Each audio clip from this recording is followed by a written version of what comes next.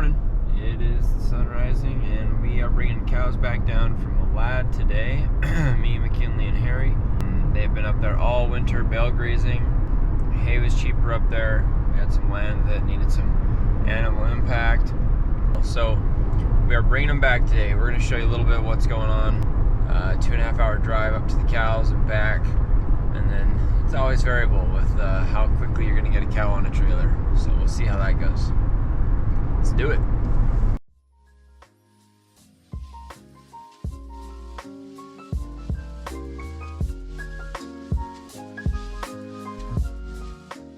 All right, we got our trailer. We got Henrietta here. Henrietta. All right, we got to run 2 reels from here all the way to their first paddock. So we're just gonna do like a little line coming across the stream, and we should be good to go. These are O'Brien's. Not really my favorite posts, but they do the job. We have some permanent T-posts we have around the line. These clips. These clips are nice. You can kind of wrap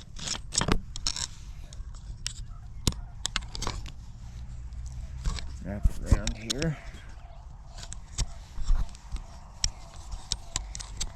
Make it nice and taut.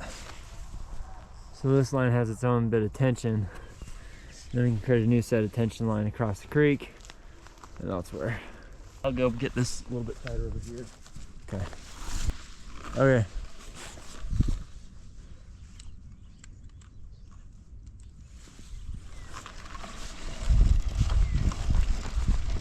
You want to get Neanderthal for a sec for me? See if you can hit a T-post in with a... Is it not in at all? You got it, dude. Dang. Eye protection.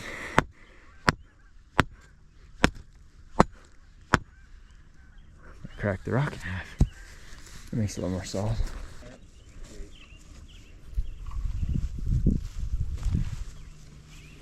So we'll run that line. You can see there's going to be an alleyway coming across into this pasture, which is where we want them.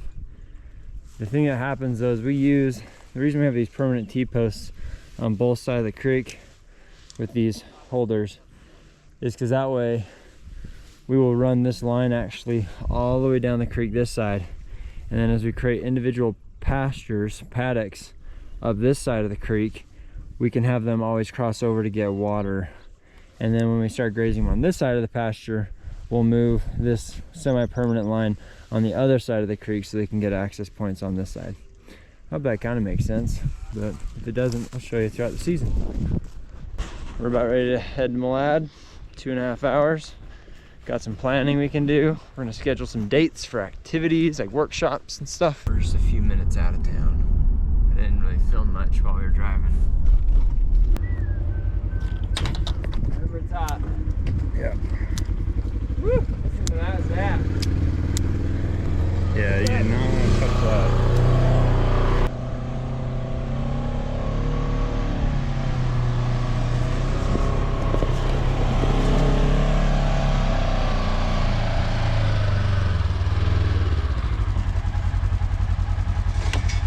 We're gonna take this trailer, we'll pull it out, we'll take it over there. We're gonna have a stage for James to take later on. All right, this is our final sorting area. It was mostly pre-existing. We just put a panel in here to separate it. This one swings. McKinley's gonna open up a gate down there.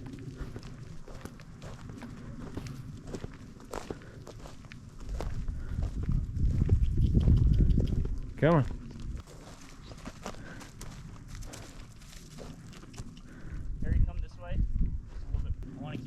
Out if you can. Okay, so let's close this off. Not like all the way.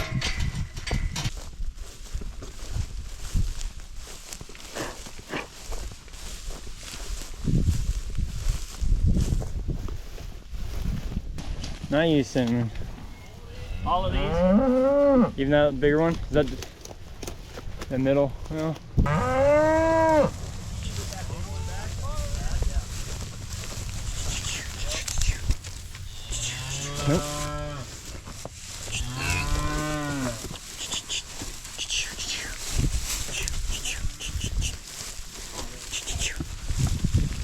There we go.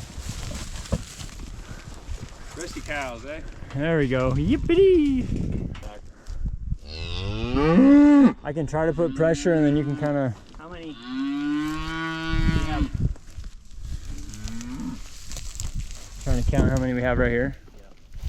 Well, 8 minus 22. Nope, you don't need that. Come on. Open that up all the way. All the way, real clear line of sight. There you go. Nope. Don't do that. Keep just going this way. There you go. All the way, close up. There you guys go. You got a chain for this? Yeah, I mean.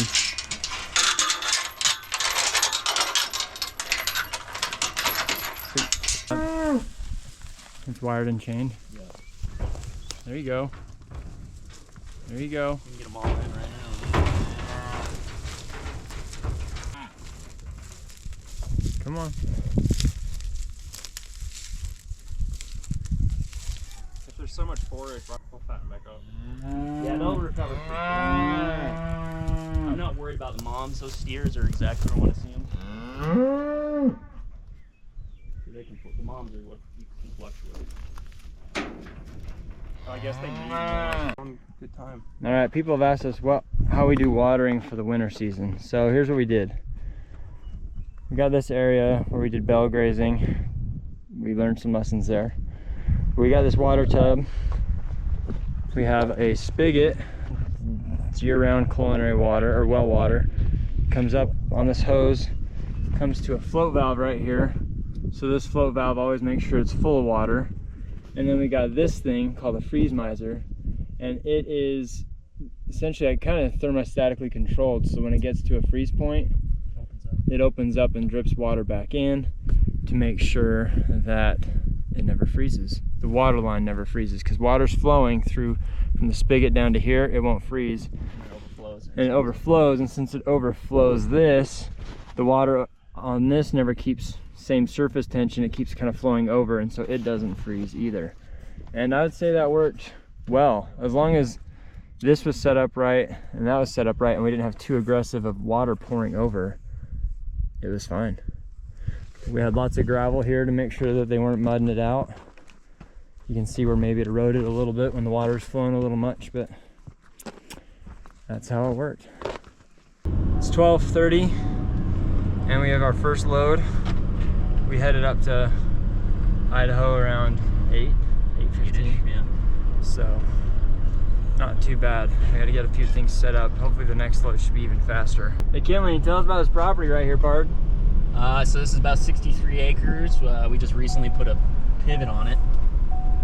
We're gonna be kind of doing a Jim Garish style fence and water block. So we'll have 4 different water blocks, and we'll have a fence that's kind of follows the contours of the pivot. So it'll kind of be a rainbow shape. And that way we'll probably at some point be able to get ourselves 60 head here 8 months of the year. And this will be our winter ground. And we're hoping that this is our grass finishing location. We just optimal water, optimal grass. It should do pretty well. Cover crops. Cover crops, the whole works. Just a grass finished operation without, we're trying to minimize the use of machinery just because it's rather expensive to get into. And so we're just gonna use the cows as our harvesters. And that way all the organic matter stays on the place where it grows too. Because right now we're mining someone else's soil for the hay we buy and put on. Actually, the hay we gave them this year was off your property. yeah. So it's cool to be able to at least return it, but we remove the mechanical disturbance, but also just the mechanical cost. Yeah. That's the plan. Back in the valley. Here's home. Looks good.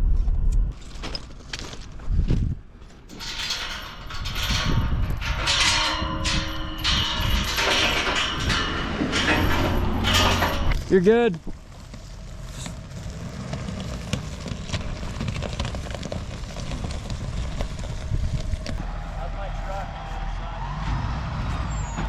You're clean.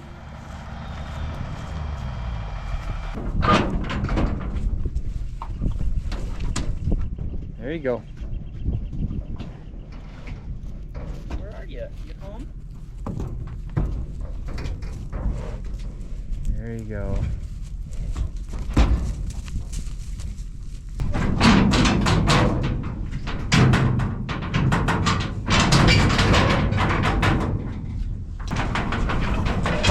Come on.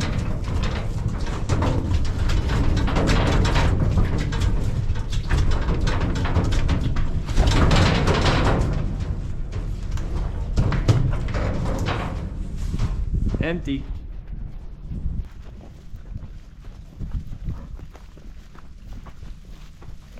I'll be excited for some water.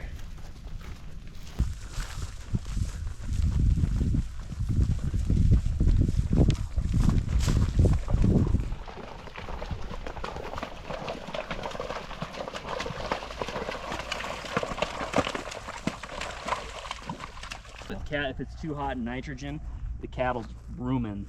That's where we had that issue. The bloat last when year. we went up top yesterday. Yeah. So I'm trying to avoid that. Cool. So we're gonna grab some big old flakes. These things are massive. I know it's not even It's a different game. it's a different thing. These are 4x4 bales. All right, that's one flake. McKinley, you got it. Just gotta do a squat. Might Okay. need to only take half flake. You can tell there's not a lot here. A little bit of a lawn mowing service, which isn't our favorite, but that's just the springtime.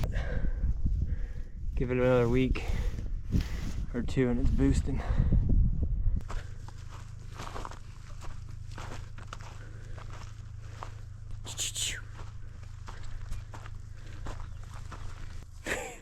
You done? There you go.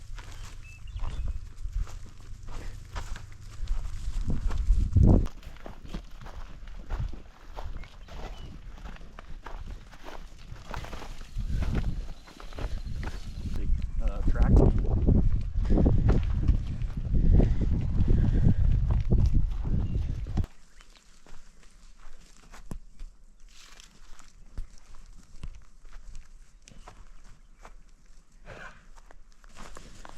Armchair expert here talking to you about stockmanship, but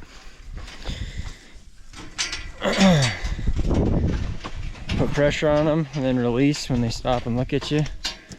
Give them a minute to kind of recalibrate, get comfortable. When you want them to move, kind of go straight for their neck, kind of walk towards them.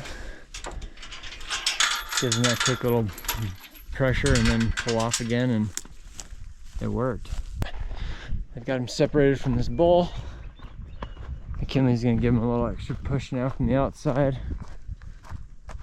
Get him into the next section and we'll close that one off. No, they won't be able to when they first try. Yeah. So I'd come back in here. Okay. Just more of that outside gate at some point. Yeah. And then if I can get these guys in separate bays. In the back ones, probably. Just that, Oh, one in separate front those and two, one in the yeah. back. Everybody else should be fine. How are you these days? You're looking nice.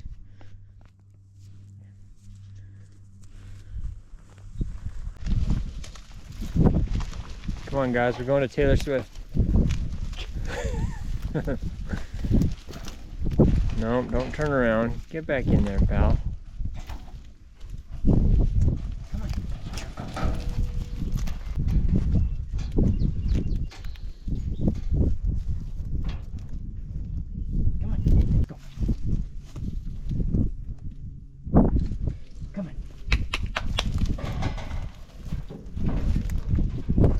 Three. Come on. Let's go. Come on, babe.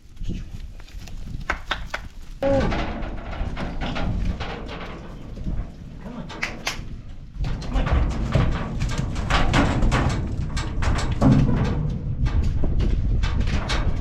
Come on. Tight squeeze.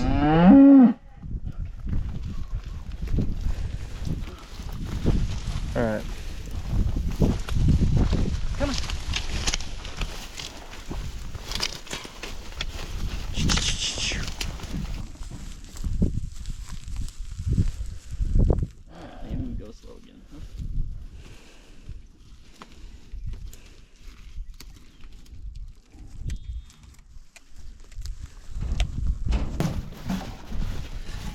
Gonna use the flag too. We try to be pretty calm, not a whole lot of yeah, yeah. But we've also learned that the last little minute of getting them in sometimes requires a little extra waving of the flag.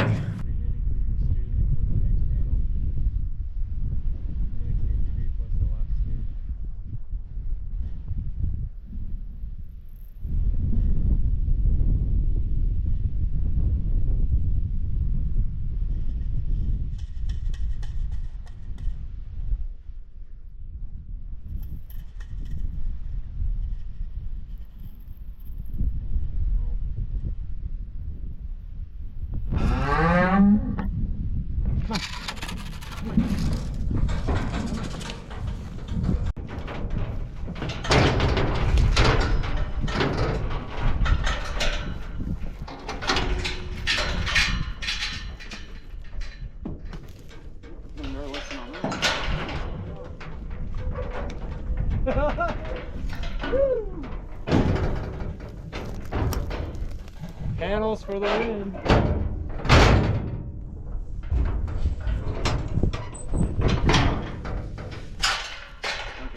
This was our hotline we had to a 12 joule energizer. I really don't like really hot fences. We learned a few lessons up here in Malad. One of them is that you don't get as much winter season. That means you get more mud season. So we had to stop bringing hay out here with the tractor because it was creating a serious problem. So these are all just lessons we learned. Different environments, different decisions. Know your context, folks. All right, had a little extra fence wire, so I just dangled it through here. Not because I think he's gonna get his whole body through there, but because he's strong enough he could probably break off some of these boards. You're getting picked up in 2 days. Hang in there, pal. Get out of here? Let's get out of here. Let's get home. Okay.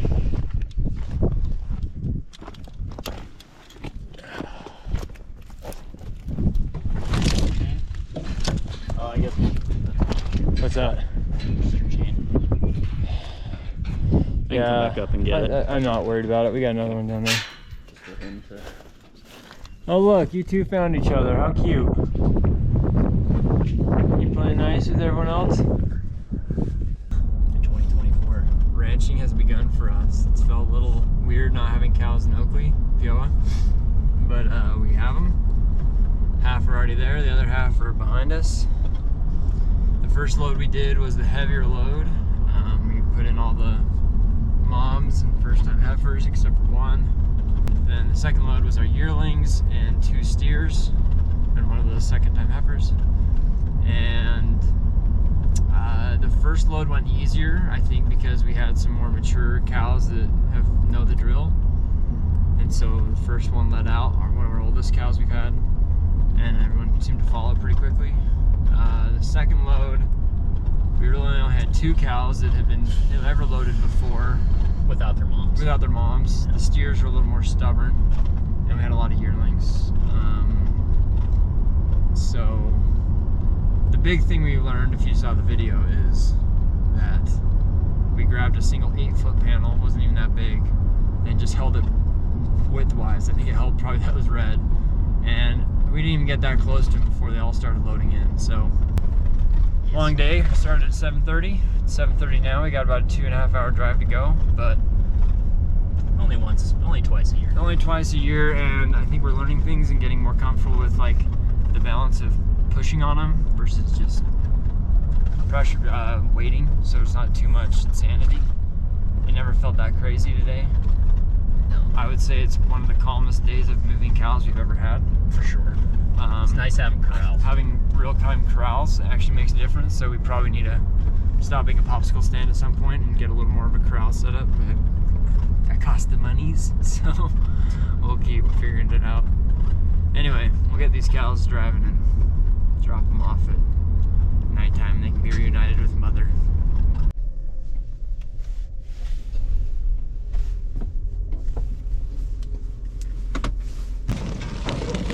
Looking good. Let me check your corner. Yeah, you're good. Okay. Keep coming. There she goes. You're good. You're clear, bird. Woo! See you later. We did it. Hooray! All right, I'm gonna go get this line hot and go from there. Thanks for following us. Thanks for the adventure.